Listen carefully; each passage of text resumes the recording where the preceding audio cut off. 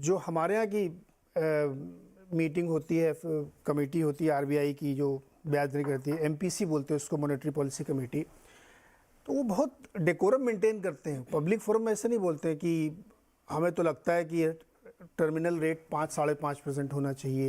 लेकिन यूएस में ऐसी खबरें रोज निकल के आती है। जैसे बुलाट साहब जो है वो ये कह रहे हैं कि 5 से 7% के बीच में कहीं फिट होगा ये फाइनल रेट। तो क्या मतलब, ये जैसे आप कह रहे हैं कि वो डेमोक्रेटिक कंट्री है, कोई भी आदमी बोल सकता है, लेकिन ये तो बहुत प्राइस सेंसिटिव इन्फॉर्मेशन है, मार्केट सेंसिटिव इन्फॉर्मेशन है। क्या ये वहां पे इस चीज को बुरा नहीं मानते?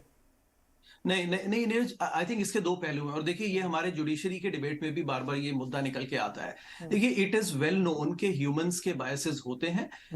बेटर ये रहता है, जैसे हम मार्केट में कहते हैं कि देखिए हमारे बायसेस हैं, लेकिन अगर हम डिस्क्लोजर देते हैं तो वो बायसेस फिर मार्केट उसको उसी हिसाब से वे इन करता है। अब हम जुडिशरी में ये कॉन्ड्रम बना के रखते हैं कि देखिए वो सब तो न्यूट्रल है, बट न्यूट्रल कुछ नहीं होता। किसने किसको अपॉइंट किया है, क्या आपकी लाइन ऑफ थिंकिंग है, वो मैटर करता है। ऐसे ही फेडरल रिजर्व में भी जो लेफ्ट लीनिंग अपॉइंटमेंट्स होते हैं, they are more dovish because they want little bit of easy money for wealth, larger wealth in the society. और जो राइट लीनिंग होते हैं वो कंजर्वेटिव होते हैं, and then they are more hawkish. They want to maintain tight money on the control on the money.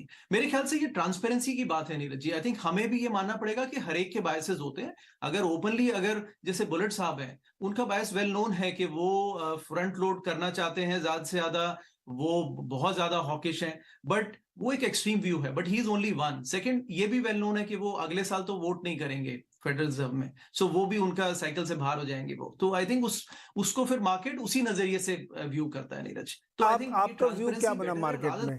Directional call आपकी क्या, मतलब अभी थोड़ा मूड आपका ठीक हुआ कि अभी भी आपको लगता है कि नहीं यार अभी तो बहुत गड़बड़ की बाकी है? मूड आपका चेंज हुआ कि नहीं?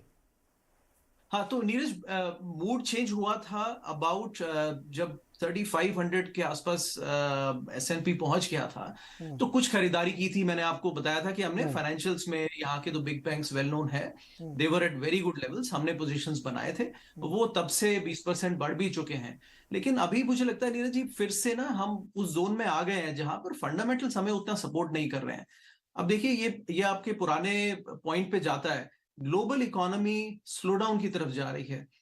कोविड की एक्सेसेस के बाद में हर इकोनॉमी सेटल करने की कोशिश कर रही है। इंटरेस्ट रेट्स हाई रहेंगे, गवर्नमेंट की स्पेंडिंग लो रहेगी, फिजिकल डेफिसिट्स को लो करना है, और ऐसे में कंज्यूमर स्पेंडिंग भी रिड्यूस होगी। इस माहौल में नीरज जी, मार्केट्स को नए हाई बनाने बड़े मुश्किल होते हैं। तो मार्केट इसी से गुजर रहा है, और इसीलिए फंड फ्लो भी बिल्कुल, यू नो, हर कोई सोच रहा है कि वो दूसरे को आउटस्मार्ट करके पैसे निकाल ले, और मार्केट में फिर ये रिपल इफेक्ट आता है। क्योंकि we don't have clarity long term. ये न्यू हाइज बनाने का समय बिल्कुल नहीं है। और इंडिया में लोग निरंतर सोच रहे होंगे कि देखिए हमारे न्यू हाइज क्यों नहीं बन रहे हैं। ये न्यू हाइज बनाने का समय बिल्कुल नहीं है। देखिए सर, एफआईआईज का मूड बदल गया है। नवंबर में अब तक 13,000 करोड़ से ज़्यादा खरीदारी कर चुके हैं। गुरमीत सर, मूड बदला आपका? कंफ्यूजन कोई, या एकदम बहुत दूर तक दिख रहा है आपको? नीरज जी, मुझे लगता है ये हम थोड़ा सा इंडेक्स पे ज्यादा फोकस करते हैं। इंडेक्स जितना दिखा रहा है उससे ज्यादा छुपा रहा है मेरे हिसाब से। तो मार्केट जरूर ऑल टाइम हाई के नजदीक है, बट काफी चीजें प्राइसिंग कर रही हैं। तो जो भी यूएस इकोनॉमी से लिंक्ड है, जो भी ग्लोबल सप्लाई चेन से लिंक्ड सेक्टर्स हैं, जो ग्लोबल ग्रोथ से इफेक्ट होते हैं, वहां हमने 25-30% करेक्शन है अभी भी। अगर आप टेक्नोलॉजी स्टॉक्स देखेंगे तो आपको शायद 15,000 निफ्टी पे दिखेंगे। आप एपीआई सीडीएमओ बिजनेसेस देखेंगे तो शायद 13-14,000 निफ्टी पे है। 30-40% करेक्शन देखा है हमने डीवीज में, लॉरस में। अभी पिरामल फार्मा 191 पे डीमर्ज हुआ, अभी लगभग 125-130 रुपए पे है। तो जहां पे प्रेशर है वो मुझे लगता है भाव में है थोड़ा बहुत। कुछ और आ सकता है अगर थोड़ा और वीकनेस हुई ग्लोबल ग्रोथ में। और जो चीज अच्छा कर रही है, जैसे क्रेडिट ग्रोथ अच्छा कर रही है, बैंक का बैलेंस शीट जो है क्लीन अप हुआ है। हमारा एनपीए, बैंक एनपीए एक डेकेड के लो पे है। स्टेट बैंक जैसा बड़ा बड़ा बैंक 17-18% एडवांस ग्रोथ रजिस्टर करता है, 1% का आरओए करता है। तो वहां पे तो मार्केट उस चीज को, तो मार्केट अभी इस सिचुएशन में है कि अच्छे परफॉर्मेंस को रिवॉर्ड कर रहा है और खराब परफॉर्मेंस को पनिश कर रहा है, जैसा हमने देखा कुछ टेक कंपनीज में, फार्मा में या न्यू एज कंपनीज में। तो ये और बाजार में ये फेसेस आते हैं। इनफैक्ट टाइम करेक्शन बहुत जरूरी है मार्केट में मेरे हिसाब से, क्योंकि ये थोड़ा चीजों को स्टेबलाइज करता है और ये प्राइस करेक्शन से कम पेनफुल होता है। तो मुझे लगता है थोड़ा सा टाइम करेक्शन मार्केट में देखने को मिल सकता है, कुछ पॉकेट्स में थोड़ा होना भी चाहिए।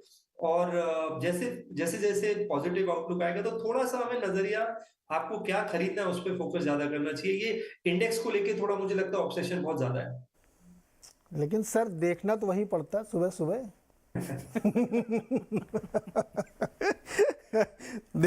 देखना तो बिल्कुल ठीक बात है नीरज जी, देखना भी चाहिए, क्योंकि बेंचमार्किंग हम करते हैं पोर्टफोलियो की और जरूरी भी है।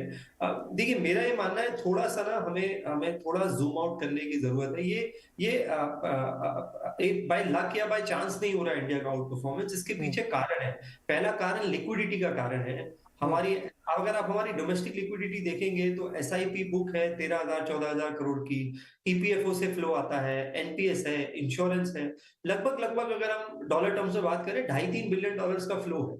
तो वो मैच करा उसने आउटफ्लो को जब जब एफआई हैवी सेलिंग कर रहे थे। अभी आपने बताया वो थोड़ा सा एफआई ने बाइंग करी है तो मार्केट में थोड़ी सी तेजी देखने को मिली। दूसरा एक कुछ फंडामेंटल रिफॉर्म्स हुए हैं, बैंक की बैलेंस शीट क्लीन हुई है, बैंक्रप्सी कोड के बारे में कोई बात नहीं करता है मेरे हिसाब से। ये बहुत बड़ा रिफॉर्म है, ये शायद जीएसटी जितना बड़ा रिफॉर्म है, क्योंकि ये एक तो क्रेडिट ग्रोथ बढ़ा रहा है और नया क्रेडिट कल्चर ला रहा है। तीसरा जो गवर्नमेंट ने इनिशिएटिव्स लिए हैं, चाहे वो लिंकेज है बैंक अकाउंट का डायरेक्ट बेनिफिट ट्रांसफर के लिए, जो इंफ्रास्ट्रक्चर क्रिएट हो रहा है, जो हमने पीएलआई लेड इंसेंटिव्स लिए, तो मुझे लगता है कि फंडामेंटल्स लॉन्ग टर्म में मैटर करते हैं। शॉर्ट टर्म में लिक्विडिटी सपोर्ट कर रही है, लॉन्ग टर्म आउटलुक इंडिया का इसलिए पॉजिटिव है कि रिफॉर्म्स और फंडामेंटल्स अच्छे लग रहे हैं। तो ये बाय लक चांस नहीं है कि बुल्ली सर क्या है